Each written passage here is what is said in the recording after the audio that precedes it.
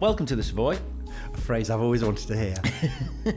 Do you get a little bit of a buzz being in a building that is a place where so many anecdotes from history actually took place? That's actually why I love London.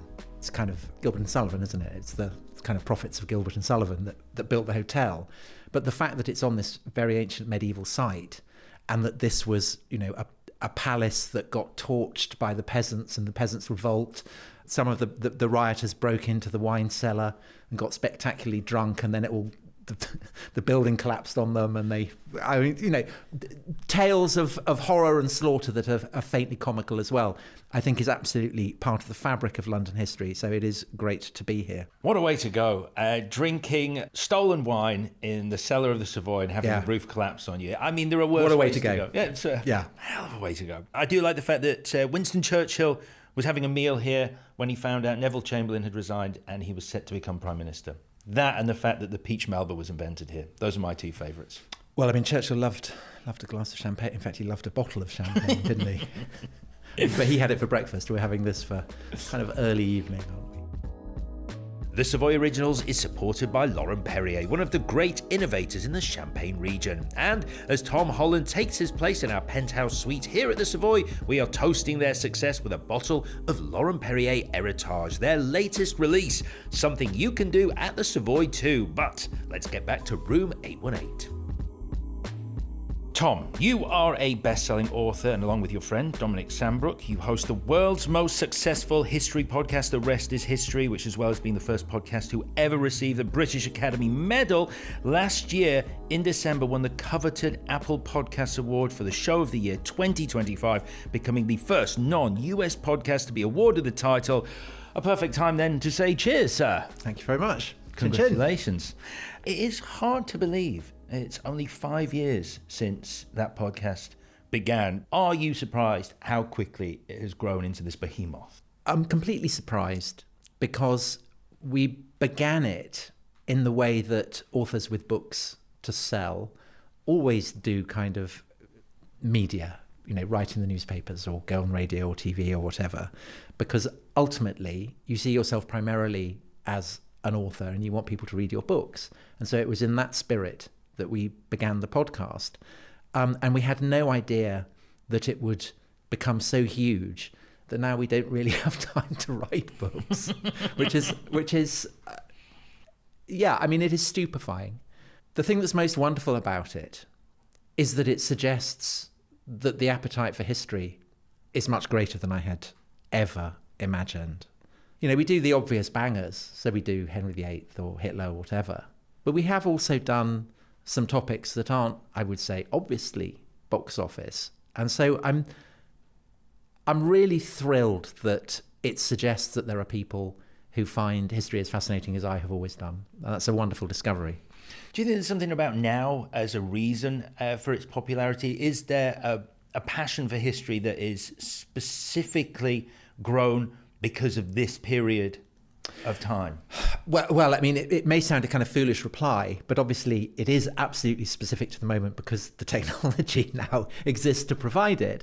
And I say that because one of the various earliest episodes that we did on the podcast was about how the printing press affected the course of history in the 16th and 17th century. It kind of lit the fuse for the Reformation.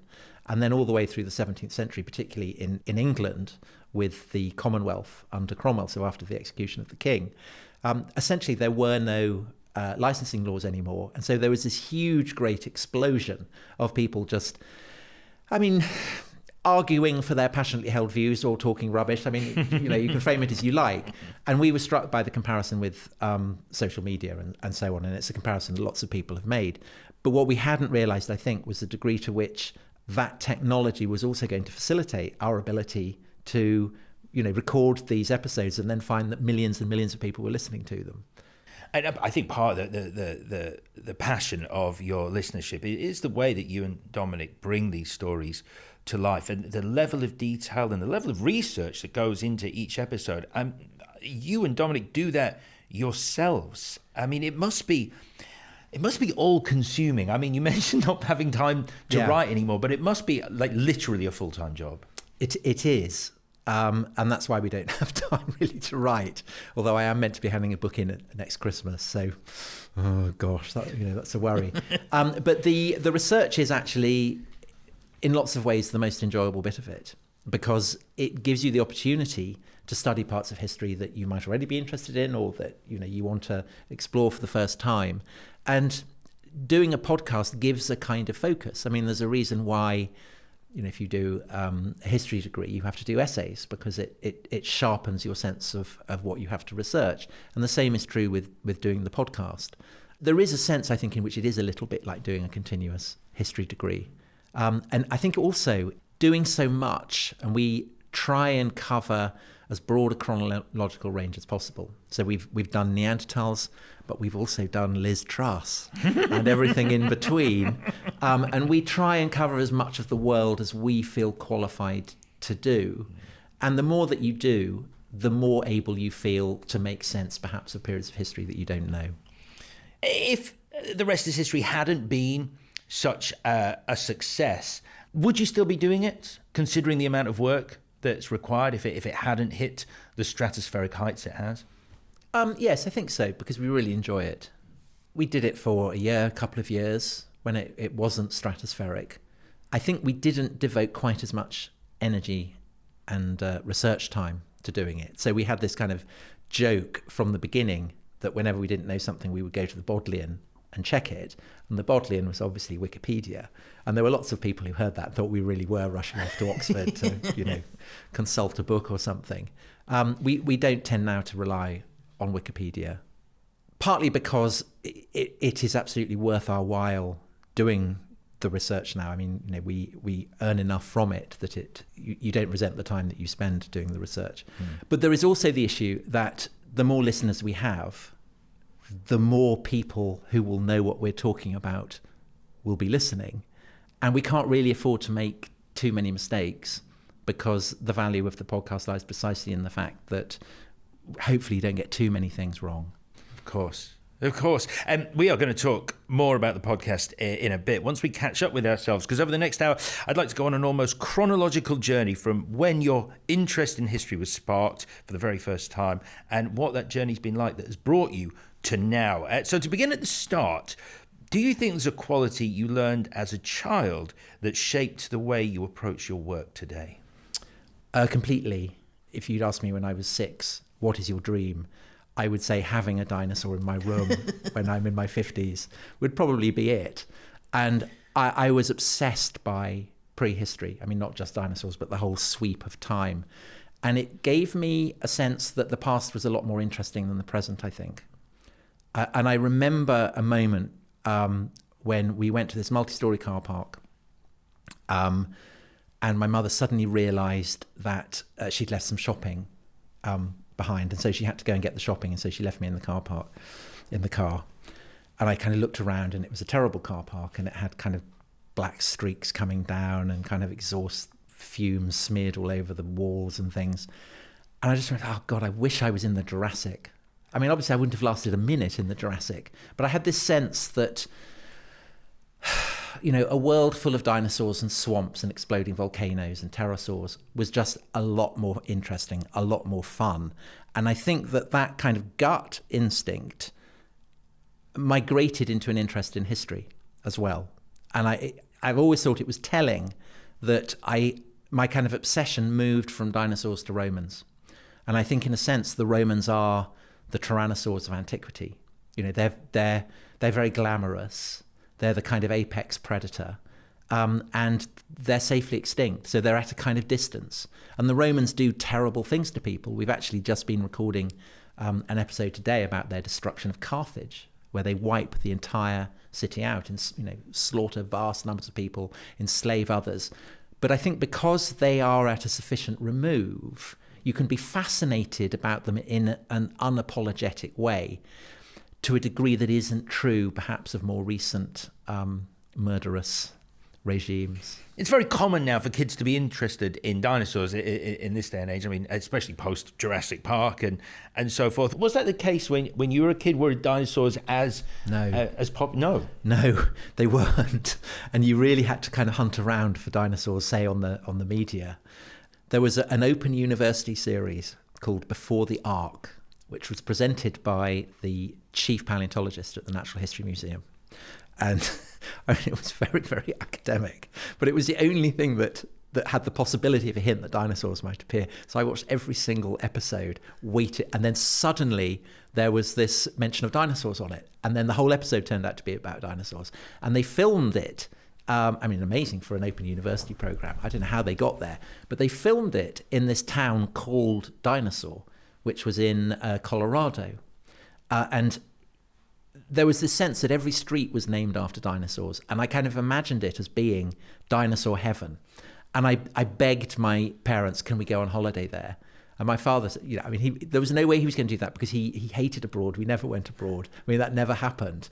And then years later, it was just before my first daughter was born, I thought, what's the one thing in the world I would like to do that I won't be able to do when I have a child? I know, I would like to go and see Dinosaur.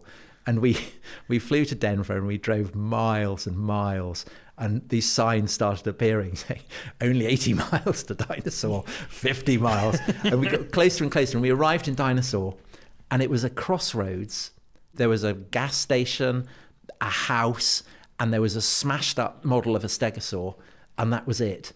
And I felt this overwhelming sense of relief that I hadn't dragged my parents all the way to this that was the most disappointing place. But that was the measure of how few dinosaur-themed things there were. But I think maybe it gave me a taste for research that, I really had to kind of look around and try and find places or books or films or whatever.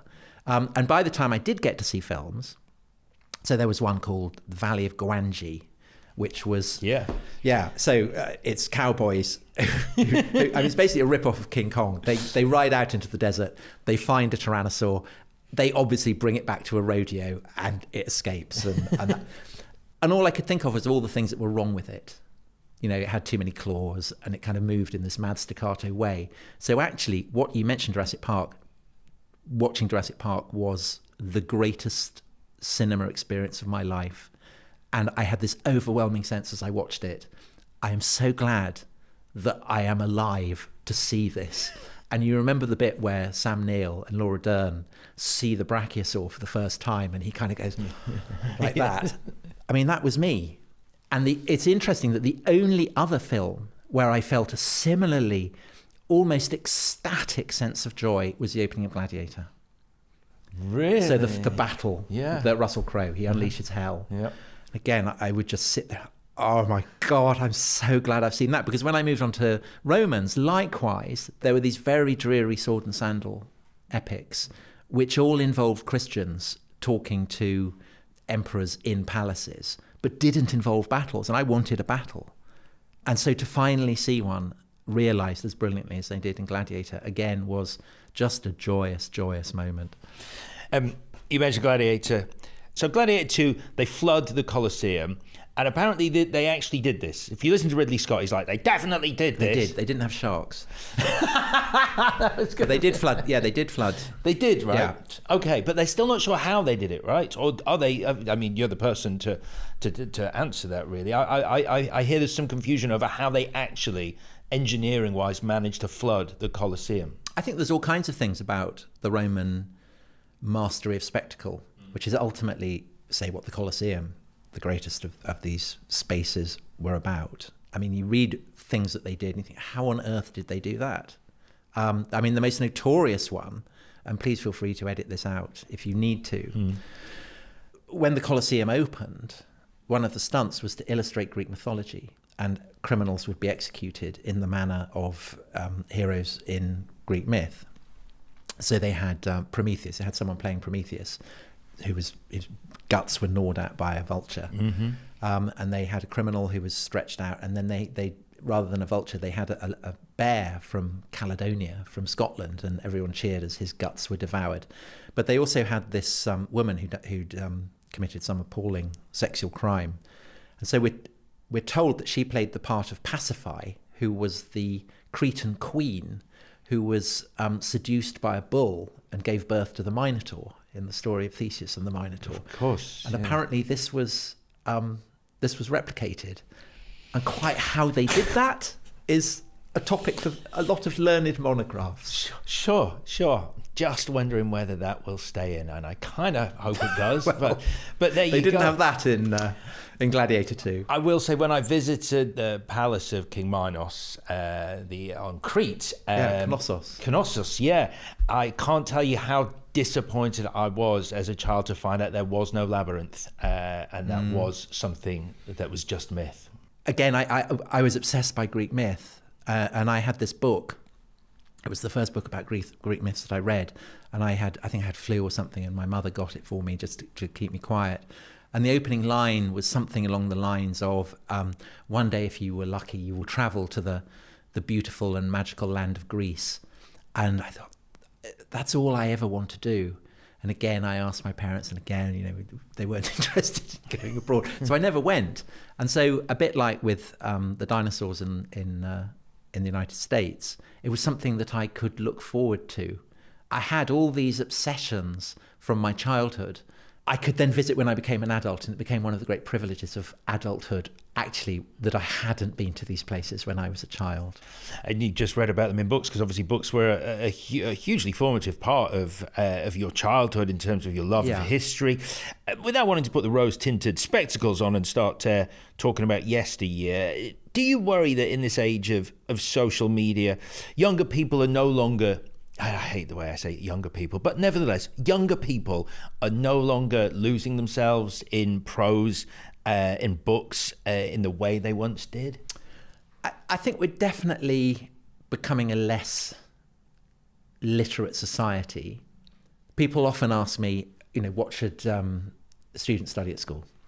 And I think actually that it doesn't matter, because history really is for life. Back when I was at school, it kind of mattered, because in a sense, if you didn't study history at school, where were you going to study it? The opportunities for reading up about it were far fewer.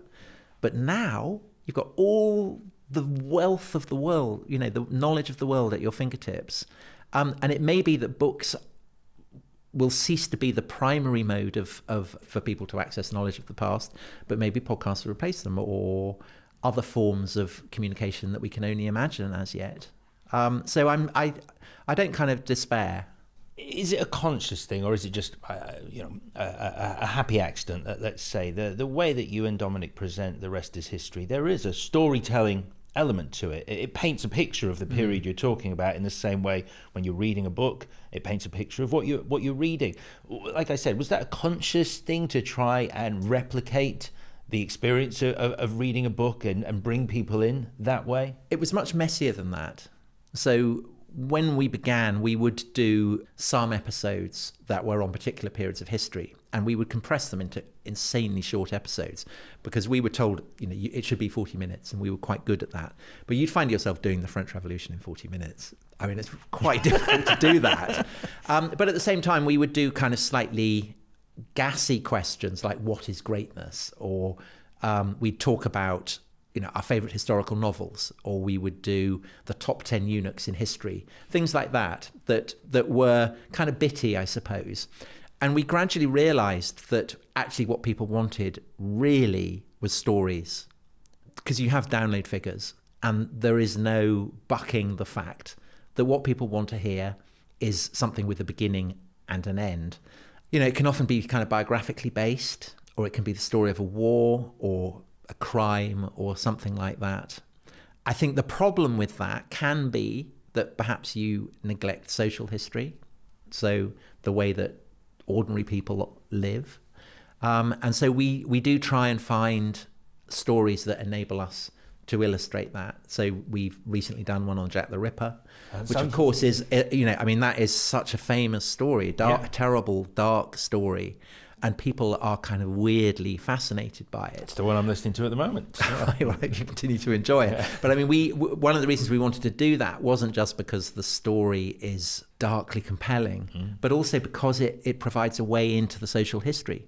The names of the murder victims, people are so interested in the case that they've gone through every census, every kind of workhouse record book or whatever.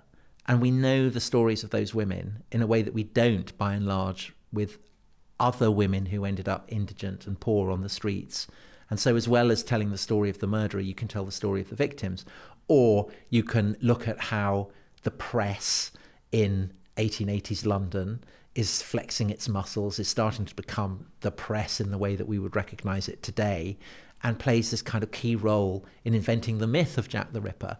And we like the way in which stories like this can kind of provide clothes hangers from which to hang the study of topics that otherwise we might not do. I mean, another one that we've done is Titanic, where again, everyone knows the story. But on that ship, the whole point is you have different classes of people.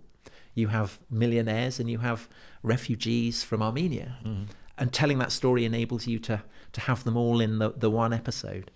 But I guess structurally as well, to use the example of something like people today are watching much more, they'll binge a TV series, for example, as opposed to sit and watch a film, because there's something exciting about going, oh, this is 6 episodes, I get to lose myself in this. So rather than just doing 1 episode on Jack the Ripper, for example, you've got 4 episodes, I think, which is much more of a... 5. Is it 5? 5, and the last one's an hour and a half. That's the one where we reveal who really did it. But it's great. You look at that and you go, I've got, people want to lose themselves in something for a much longer period of time, really, something meaty. Yeah, and so that gives us scope to do topics often that we've done before. So the French Revolution, we did it in 40 minutes, but now, it's like a kind of endless Netflix series that keeps coming back year after year. So I think we're up to the execution of the King, and we've still got the Terror and Charlotte Corday and execution of Marie Antoinette and Robespierre and all of that to come. Mm-hmm. The problem often with history is that where does it begin? If you're telling the story of one thing, how far back do you go? And so we're increasingly doing kind of ongoing series. So we've just, we were doing the sack of Carthage, destruction of Carthage. That's the last episode in a series that we've been doing about how Carthage was founded by Phoenicians from what's now Lebanon, and how it grew up, and then the wars with the Romans, and then finally it will end. But in ending that, we're looking forward to what will happen with the collapse of the Roman Republic, with the age of Cicero and Caesar and Spartacus and all of that.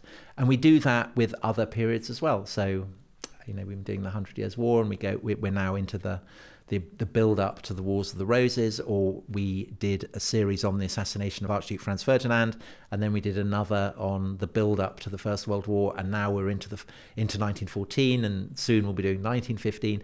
And so that is part of the joy of doing a podcast, is that you can adapt how you do it in response to your evolving sense of how people are consuming these episodes. So despite your clear love of history now, but obviously as a child you loved history, when it came to going to university, you went to Cambridge, you chose not to actually study history. Why? Well, I was torn 3 ways. So my great love, as you've probably been able to tell, is the Romans. I managed to do Latin right the way up to A level, but I didn't have Greek. And I thought, I can't really do classics then if I don't have Greek. And so I was gutted about that. And then I thought history, I love history, but maybe I'm just too fond of the stories. And I was absolutely kind of intoxicated by literature. So I'd kind of discovered this when I was 15, 16. And my ambition was to become a great novelist. This is what I wanted to do. And so I studied literature because that was my kind of insane ambition.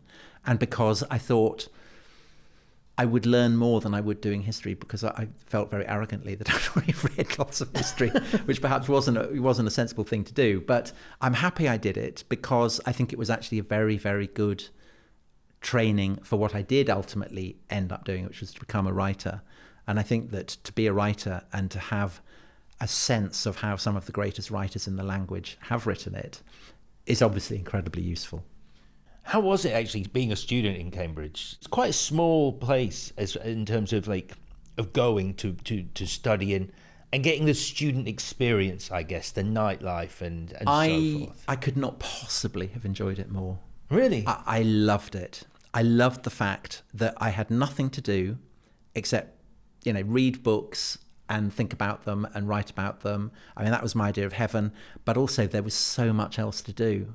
I did plays and I played sport and I asked around. It was only 8 weeks, a Cambridge term. And I felt there wasn't a minute where I wasn't enjoying myself and doing something. And I think I enjoyed it so much that when I then finished, I was actually quite depressed. Right, because you went to Oxford after that to do your doctorate in... I hated it. Yeah, you had enough of university at this point. And I was doing the doctorate because I wanted to fund myself to write my great novel. And I turned out I wasn't a great novelist. And it was really, really depressing. So I was actually quite downcast, actually. And it took me maybe 2 or 3, 4 years really to get over it.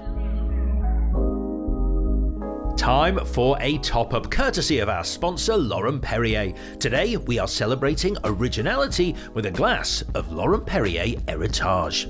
But did you know that back in 1968, Bernard de Nonancourt, the man behind this remarkable champagne house, made history?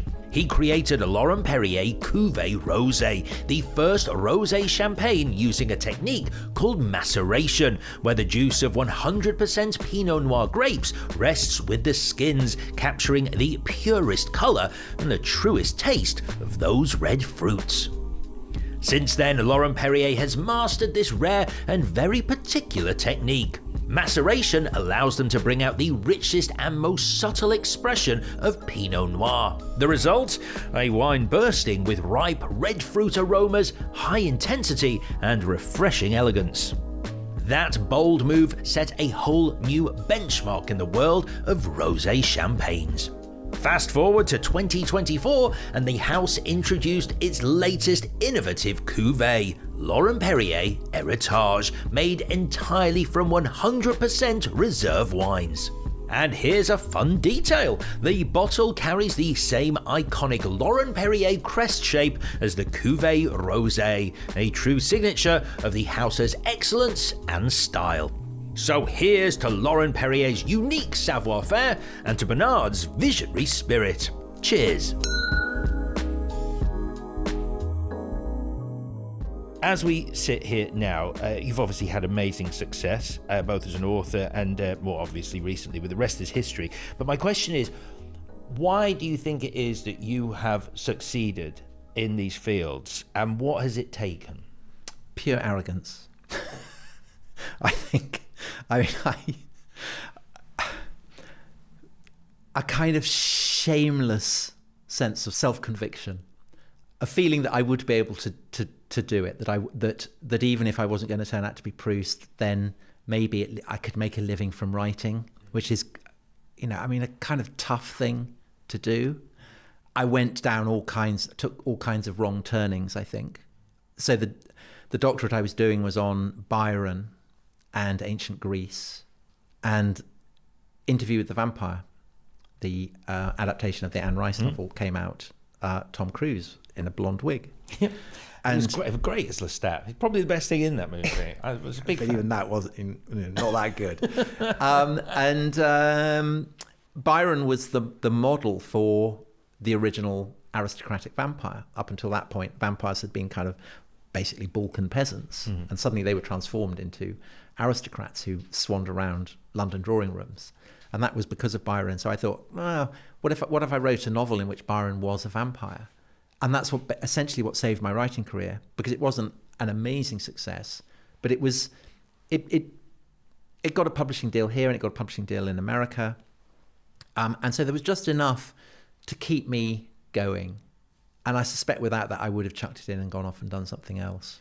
It wasn't just one. I think there's four or five fictional novels you wrote. Are you saying that you weren't actually enjoying writing them, or you looking back with hindsight? I felt a little bit embarrassed. I think I felt a little bit snobbish about them, perhaps. I mean, I enjoyed doing them, but I felt I didn't want to be a horror writer for the rest of my life, I think. The Vampire, The Secret History of Lord Byron was its UK title. And in America, it was Lord of the Dead. I loved it. It's like I was thinking about Harry Potter and the Philosopher's Stone here. No, we can't have philosophers in America, so they turned that to sorcerers. Like you say, the Vampire Secret History of Lord Byron became Lord of the Dead. Supping with Panthers, your second novel, featuring Oscar Wilde, using a famous Oscar Wilde quote as its title, Supping with Panthers. In the US, do you remember? Slave of Her Thirst. And of course, what I realised is that these are much better titles in terms of... As I say, I was a massive snob. What can I say? Were you finding that people were responding to that in the novels? That people Not really, no. The last one was, it was set around Howard Carter discovering the tomb of Tutankhamun, and you can guess what he found in the tomb. And Tutankhamun was probably the son of this pharaoh Akhenaten, who is known as the heretic pharaoh. He was a fascinating figure. And no pharaoh, we can understand no pharaoh as an individual because they're so distant. But to the degree that you feel this is an unusual person, Akhenaten is that person. And so I really got obsessed by it. And the way in which I was able to adduce evidence that Akhenaten had in fact been a vampire, I thought was incredibly impressive. And I thought that people would really appreciate it. But of course they didn't, because they weren't interested in it. They just wanted vampires and stuff. And I complained about this to my agent. He said, well, you should just cut the vampires. Clearly you're not interested in vampires. Just do what you want to do. It was such an obvious thing to say. And he said, what do you want to do? And I said, well, I just would like to write history. It kind of took me time to come to that discovery. But I realised that all the vampire books I was writing were set in specific periods of history. And so that's how I then ended up in my early 30s, changing course in terms of being a writer and turning to history. But your first course of action was to begin writing Rubicon, or what would become Rubicon. Yeah. And I've never really felt happier doing anything, I think, in my life. It was pure joy. I kept pinching myself every morning thinking, oh my God, I'm being paid to read loads of books on Julius Caesar. This is incredible. I don't think I've enjoyed writing anything as much either. There was just this incredible sense of liberation writing it. And it obviously went on to be a huge success. There's an expectation that it's going to, change your mindset. Just like suddenly it's going to be this epiphany, like I've done what I wanted to do and it's been recognised and it's a success. Was that a moment for you when it was great. Okay, good. It was wonderful. It was kind of basically everything I'd ever hoped for, because now I could continue to write these kind of books, and that's what I wanted to do. And so it did provide security as well then, because that's the other thing. You were able to carry on writing successful. Yeah, it was they were much more successful than the vampire books had been, and so they provided a kind of a level of income that I hadn't previously had. And when you've been very, very skint, suddenly having money is wonderful, isn't it? You have to have not had money properly to appreciate money, I think. It's very true. It's obviously a very popular genre, historical non-fiction. Not easy to rise above the rest because there are numerous books in that genre. Well, I was very lucky, you see, with writing Rubicon, because at the time people weren't writing books about ancient Rome, and I couldn't believe it. And that was also part of the joy of it, was thinking, I have this...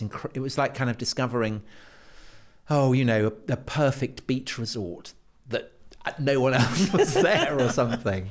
I couldn't believe that I had it kind of to myself. Writing, obviously, comes with a large side helping of self-doubt. I was reading that actually can affect non-fiction writers a lot more, in a more pronounced way. Questions like, do I know enough? And can I say this? Is that something that you'd agree with more than when you were writing fiction, writing non-fiction? I think having imposter syndrome is just part of being a writer. Everybody has it to a degree, perhaps. I don't think Donald Trump has it, but by and large, I think lots of people have it. A book is so public, and if it's not public, then it's because nobody's noticed it. And so both can leave you feeling very bruised. And I think people who say they don't, I don't believe them. It's common for people who aren't academically trained in history, as in did a degree in history, for example, to write historical books. That's not unusual.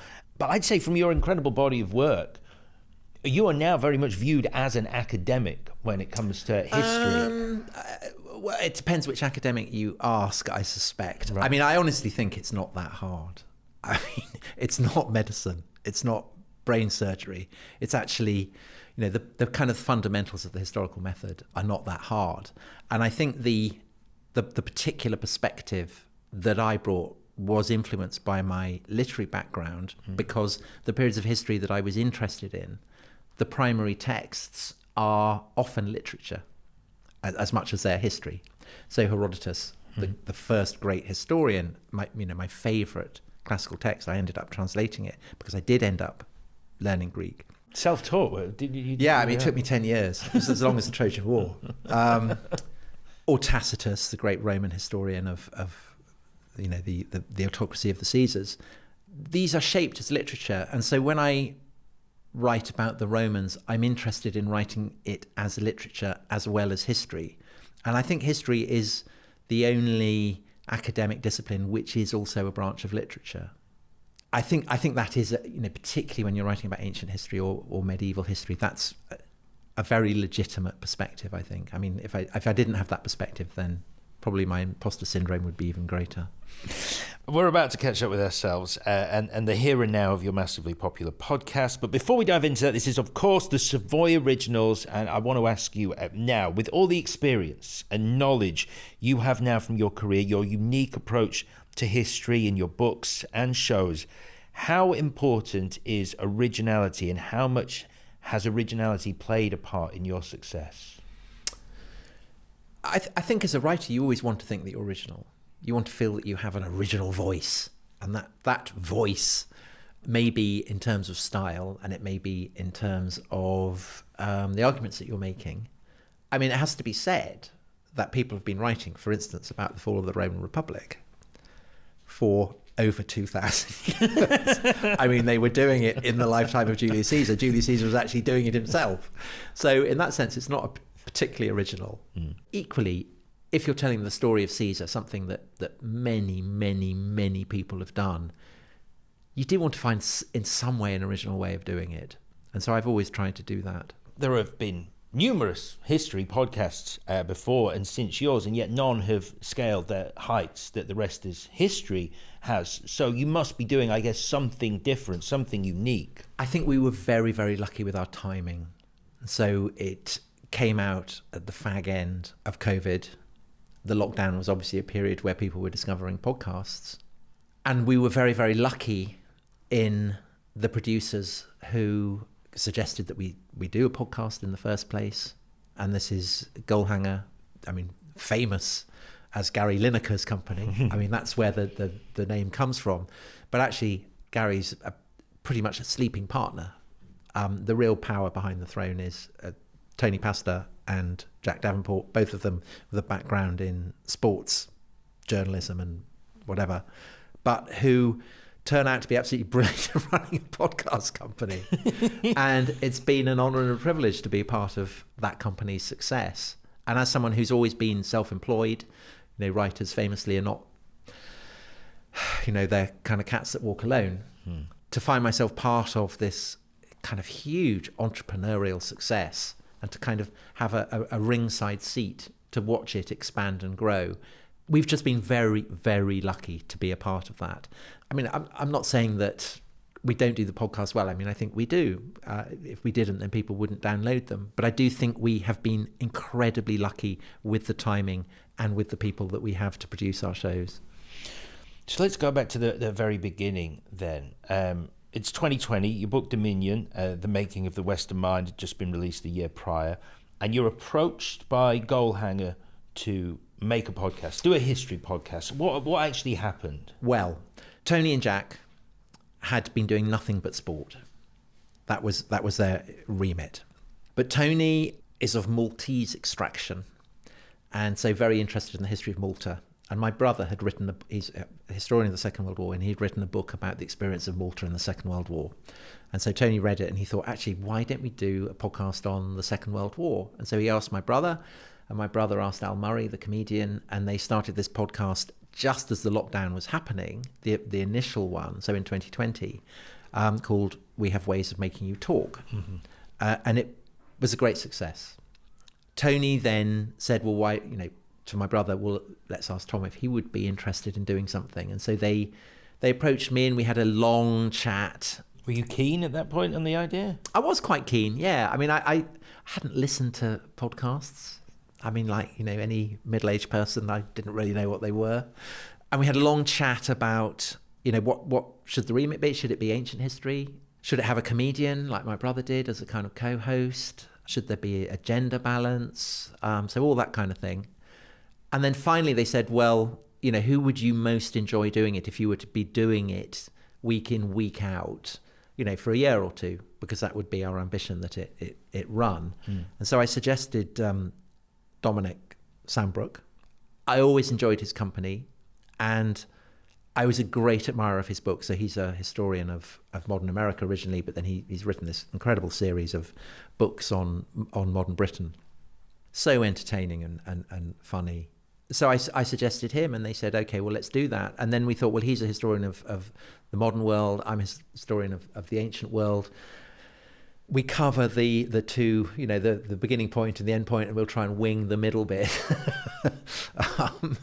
And so I asked Dominic, fully expecting him to say no. And he said, yeah, okay, I'll give it a go. And so that's how we did it. How did that first time you sat down behind the microphone feel to record the very first The Rest is History? And how did it compare to when you sit down now 800 episodes in? Well, it was terrible. So our first episode, Dominic lives in Oxfordshire. I live in London. And so we met in my daughter's student flat in Oxford. And we recorded this episode. And we were kind of stiff and formal, like we were on Radio 4, because that was all we knew. And we spoke in kind of bite-sized chunks for a minute, and then the other one would talk, and it was like a kind of really slow, boring tennis match. And Jack and Tony said, come on, you gotta ease up. And so then we came to Goalhanger Towers, which at the point was a kind of above a sweetie shop in Clapham. And then over the course of recording all these episodes, there were various points where it suddenly kind of clicked. And I remember we did one on the origins of the First World War. And I kind of threw in as an example of what might have caused the First World War. It is kind of occasionally mentioned that the Kaiser had gone to Cowes with the British royal family, and the British royals had laughed at him for wearing the wrong deck shoes, and that his resentment at this had caused the First World War. And it was the kind of joke that we ended up kind of running with. And we realised that we could just do that. I mean, there's nothing to stop us. You know, it's not Radio 4. We can just have, you know, we can have a running joke if we want. And why not? And then about a year later, you asked about the narrative. How did we discover the narrative? We did an episode on General Gordon, which was Dominic's suggestion. General Gordon is this kind of British Victorian hero who fought the slave trade and ended up being skewered in Khartoum with a Sudanese spear. He was one of the biographies of Lytton Strachey in his Eminent Victorians, which kind of essentially took these icons of the Victorian period and found them hilarious. And you could see why people thought he was hilarious. He was incredibly uptight. He once went to a ballet and was so upset at the sight of women in ballet dresses that he ran out and sat quivering. And not for the reasons you think, lying on a bed, staring up at the ceiling for kind of 2 days. So the comedy was definitely there, but we also found him really admirable. I mean, he was kind of heroic. And he was in charge of this fort on the Thames estuary. He made sure that all this kind of the poor children in the town, he found, you know, he put them into education, and he found postings for them in kind of various places around the world or whatever. And the implication in Lytton Strachey's account was that this was because he was, you know, sexually deviant and sinister and all this kind of... I don't think he was at all. And I realised that just as it's perfectly possible to find someone from the past very funny, so also you have to judge them, I think, by their own standards too.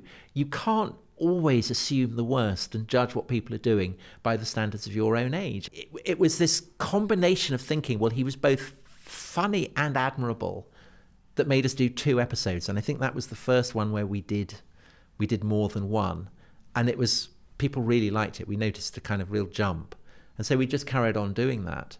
And I would say that that's been pretty much a constant ever since, that we enjoy things about the past that are funny. And it's often very darkly funny. And I do think that so much of history is a very, very dark comedy.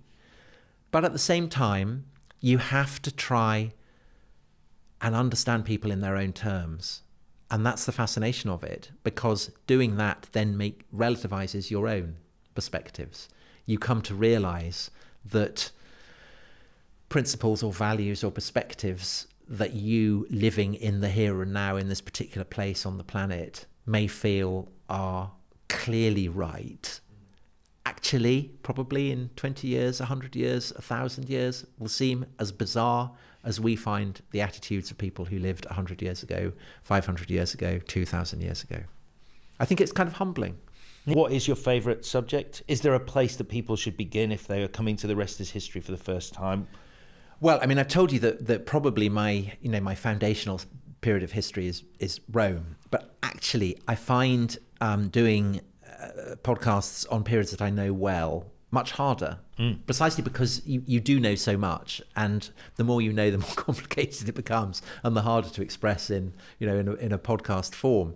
The series I most enjoyed doing and most surprised me was Titanic, and I'd always been slightly sniffy about it, and I'd seen the film and I'd loved the film, but I'd found it actually quite traumatic, and I was kind of haunted by the memory of the bit where the ship goes up and people clinging on to the top, and then somebody drops and bounces off the propeller. Yes. I found it so traumatic. I thought I'd never really want to go back to that topic.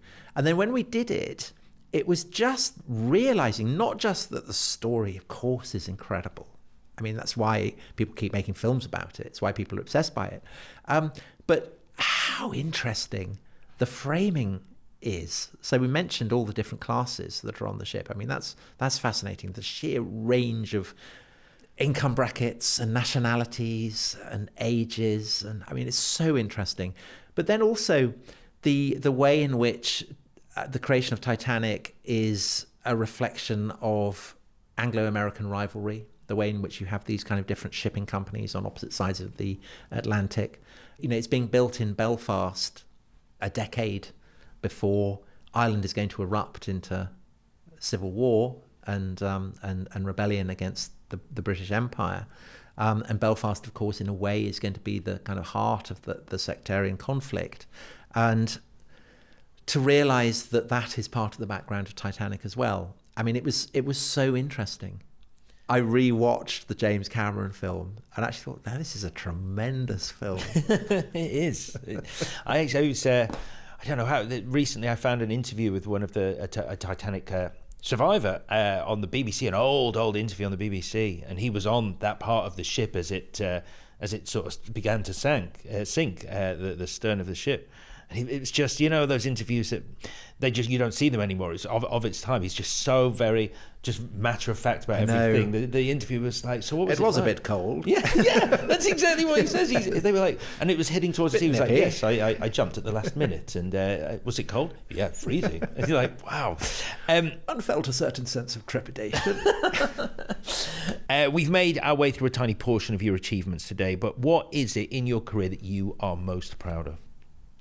I actually think it's a book you briefly mentioned called Dominion, which is a book that I wrote after all the books that I'd written on the ancient world. And I came to the conclusion that a lot of the things that we take for granted today are not just human nature. It's not just stuff that anyone, at any period of time would have thought, and that it reflects the kind of 2,000 years of Christian weathering. If you've grown up in Britain, even if you're not a believing Christian, you are so affected by Christian assumptions. And it was, by miles, the most ambitious thing I've ever done, because it required me to cover 2,500 years of history. And, there were lots of times where I thought, oh God, have I bitten off too much? And so I think that is the most ambitious thing I've done, and I think I just about got away with it. Okay, tell me the most valuable lesson you've ever learnt over your career, the one that changed your way of doing things. If you feel depressed, or if you feel stuck, if you feel there's something on your mind that is evading you, the best solution is to go for a long walk. I think the benefit of going for a walk is immense. Strongly agree. And finally, what is the one piece of advice you'd give to someone else wanting to follow in your footsteps? Follow your genuine interests. Realize what genuinely interests you and go with that. And I say that because I spent a decade not doing that and regretted it. This is Tom Holland. It's been an absolute pleasure. I don't say this to every guest, but I could literally talk to you for hours and just pick your brains about history because it's fascinating. And selfishly, I have treated this as a little bit like a live edition, just for me, of The Rest is History. But it has been a pleasure. Thank you for coming on. Thank you so much for having me. And that is it for this episode. A big thank you to our producer, Matt Hill at Rethink Audio, our sponsor, Laurent-Perrier, and of course, our guest today, Tom Holland, for coming in. Join me on the next episode when we once again open the Savoy's Little Black Book and welcome another celebrated guest and ask them what it takes to be a true original. Until then, please follow us on Apple, Spotify, or wherever you get your podcasts. Bye-bye.